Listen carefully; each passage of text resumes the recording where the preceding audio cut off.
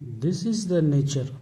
Nature has been shaped by the evolutions. हमारी जो धरती है वो एवोल्यूशन के दौरान यहाँ तक आई है। इसी दौरान लिविंग बींग्स में जो चेतना का विकास हुआ है वो चेतना ही पूरी दुनिया में अभी राज कर रही है।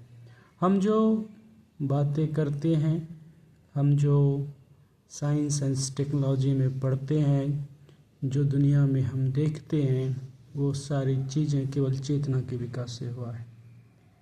याद करें, साइंस जब हम पढ़ते हैं तो पता चलती है कि हम एक एंशिएंट बैक्टीरिया से पैदा हुए हैं। एंशिएंट बैक्टीरिया मीन्स जब ये धरती बनी, जब ये जलता हुआ गोला था, इस पे किसी तरीका का जीवन जो है पॉसिबल नहीं था और यहाँ तक आने के लिए हमें वर्षों करोड़ों वर्षों तक इंतज़ार करना पड़ा। आप लोगों को तो पता ही होगा कि ये धरती पे मनुष्य के आने से पहले यहाँ पे डायनासोर का वास था और एक केवल उल्कापिंड के गिरने से ये सारे डायनासोर का अंत हो गया।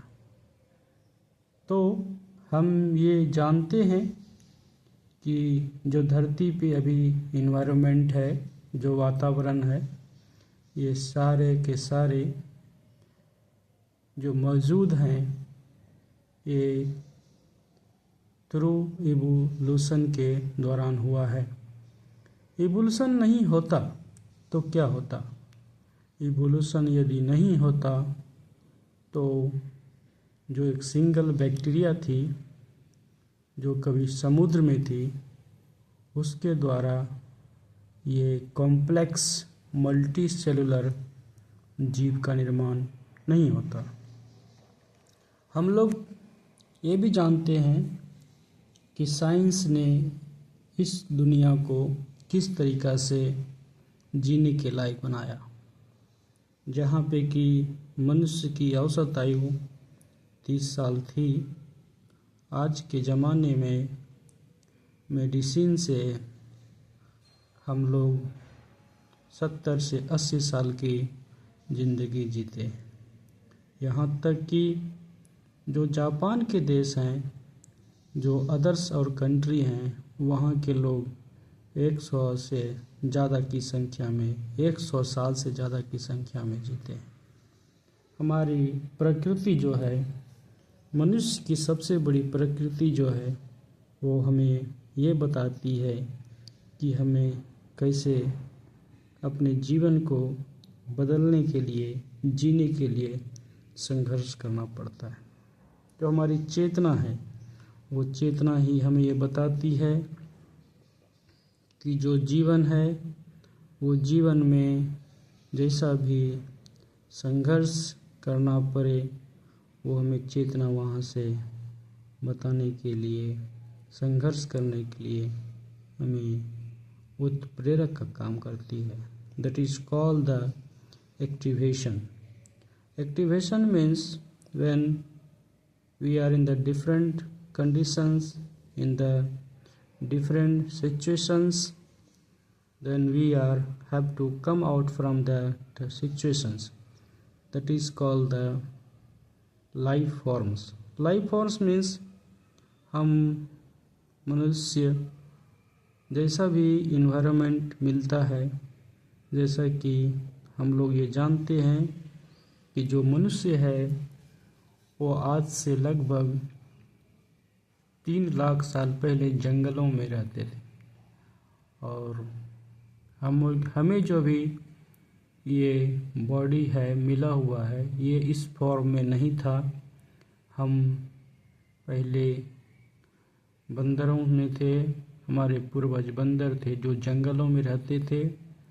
ये स्टडीज़ बताती है, साइंटिस्ट ने ये बातें डिस्कवर किया है और ये सारी बातें दुनिया भर के लोगों को भी मालूम है कि हमारे पूर्वज बंदर थे।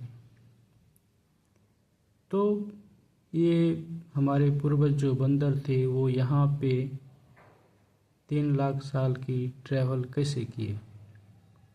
पहले ये घने जंगलों में वृक्षों पर फल फ्रूट खा के रहते थे। फिर जब ये मैदानी इलाकों में आई, जंगलों से निकले, तो इन्हें सवाना की घासों में बड़े बड़े हिंसक प्राणियों से सामना करना पड़ा। फिर हमने आग की खोज की, जिसमें पहली बार हमें खाने के लिए पके हुए भोजन की टेस्ट मालूम हुई। इस तरीक़ा से देखा जाए तो मनुष्य ने जहाँ से एक पत्थर से बने औजार बनाए, हड्डियों से औजार बनाए, और वहाँ से चलते चलते अभी के दुनिया में हमने लैपटॉप, मोबाइल, इलेक्ट्रिसिटी और बहुत सारी ऐसी उपकरणें बनाए जो हमारे डेली कामों में यूज होता है। तो कहने का अर्थ यही है कि जो हमारी जो चेतना है, उस चेतना ने दुनिया भर के चीज़ों को समझा, प्रकृति को समझा, और ये मैं नहीं कह रहा, ये पूरी दुनिया कह रही कि धरती ही एक ऐसा ग्रह है जहाँ पे कि रहने के लिए उपयुक्त वातावरण अभी मौजूद है। सारी चीज़ों को समझने के लिए हमें फिर से उस चीज़ों को समझना होगा कि किस तरीके से पृथ्वी जो है एक जलता हुआ गोला था, और जब ये जलता हुआ गोला था तो कहा जाता है कि जलते हुए गोले पे पानी कहाँ से आया। पानी का पहला बार जो शुरुआत है, जो अंश मिला यहाँ पे धरती पे, वो ठंडी होती हुई धरती की परतों से जो वेपोराइशंस निकली, जो गैसें निकली, वो हमारे एटमॉस्फेयर में, वो हमारे आकाश में बादलों की तरह छा गया। जब बादलों में H2O की प्रधानता हो गई तो खरबों साल तक पानी की बारिश हुई, जिसके कारण हमारे धरती पर समुद्र बने। ये समुद्र जो है, ओशियन जो है, हमारे जीवन की शुरुआत है। इस जीवन की शुरुआत में जो प्री हिस्टोरिक बैक्टीरिया है वो उस समुद्र में पैदा हुआ, और वहीं से जीवन की शुरुआत हुई। एक बहुत बड़े वैज्ञानिक थे, उन्होंने 1952 में एक एक्सपेरिमेंट किया। उन्होंने पता लगाया कि जो है जीवन की शुरुआत कहाँ से हुई। तो उन्होंने एक लैब में पानी, मीथेन गैस और इलेक्ट्रिसिटी की चार्ज डालकर एक एक्सपेरिमेंट किया। तो एक्सपेरिमेंट से ये पता चला कि हफ्तों के बाद उसमें कुछ एमिनो एसिड जैसा मॉलिक्यूल की जन्म हो गया। वो एमिनो एसिड जो आज हम केमिस्ट्री में पढ़ते हैं, वो एमिनो एसिड ही हमारे जीवन की मूल तत्व है। वो हमें बताती है कि जो प्रोटीन का निर्माण हुआ वो उसी एमिनो एसिड से, जो 20 एमिनो एसिड्स हमारे बॉडी में हैं, वो उसी की तरह वो जो समुद्र की धरातल में उसका निर्माण हुआ, और उसी तरीक़ा से पहला एक सेल बना जिसे हम यूनिसेलुलर कहते हैं। दूसरी बार उस यूनिसेलुलर से मल्टी सेलुलर बना इवोल्यूशन के दौरान, और मल्टी सेलुलर से हम कॉम्प्लेक्स एनिमल बींग्स में बने। और यदि हम बायोलॉजी की बात करें तो हम विभिन्न तरह के जो एनिमल्स हैं, प्लांट्स हैं, फंगाई हैं, बैक्टीरिया हैं, 5 प्लांट जो 5 किंगडम हैं, उसका निर्माण हुआ। इस तरीक़ा से देखा जाए तो कहने का अर्थ ये है कि हम इस पे बात करना चाह रहे थे कि हम इस टॉपिक पे क्यों बात कर रहे हैं, क्योंकि आज के ज़माने में जो बातें उठ रही है क्लाइमेट चेंज की, वो क्लाइमेट चेंज क्यों हो रहा है, क्यों समुद्र की जो आर्कटिक एंड अंटार्कटिक में बर्फ़ें हैं वो पिघल रही है, क्यों पिघल रही है? क्योंकि ह्यूमन बींग्स के द्वारा जो मैन है, वीमेन है, जिसको हम एंथ्रोपोजेनिक कहते हैं कि आदमी के द्वारा क्रिएट किया गया सिचुएशन है, उसके द्वारा हम CO2 का उत्सर्जन बहुत हद तक ज़्यादा करने लगे हैं।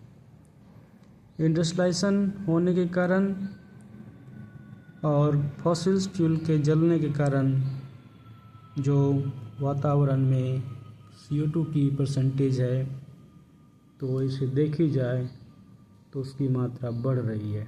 इस कारण से जो CO2 की मात्रा है वो हमारे लिए अब डिवास्टेशन यानी कि बर्बादी का कारण लेके आने लगा है। इसको इस तरीके से समझा जाए कि जो धरती पर आर्कटिक और अंटार्कटिक में जो बर्फ़ें जमी हुई है, जो हाई अल्टीट्यूड और हाई अल्टीट्यूड के पहाड़ों पर जो बर्फ़ें जमी हुई है वो अब पिघलने लगी है। इसका दुष्परिणाम हम उत्तराखंड में आई हुई बाढ़ और हिमाचल में आई हुई बाढ़ को देखते हैं। यदि सारे के सारे बर्फ़ यदि पिघल जाएं, तो जो समुद्र के किनारे जितनी भी बड़ी बड़ी शहरें हैं, न्यूयॉर्क, मुंबई, लंदन, कोलकाता, चेन्नई, एक के सारे डूबने लगेंगे। इससे हमारी आर्थिक गतिविधियों पे भी असर पड़ेगा, क्योंकि ये बड़े बड़े शहर विश्व में बहुत बड़ी GDP को योगदान देता है। GDP मीन्स हमें रोज़गार उत्पन्न कराता है, हमारी एजुकेशन, हमारे रहने सहने के लिए हमारी इंफ्रास्ट्रक्चर को सपोर्ट करता है।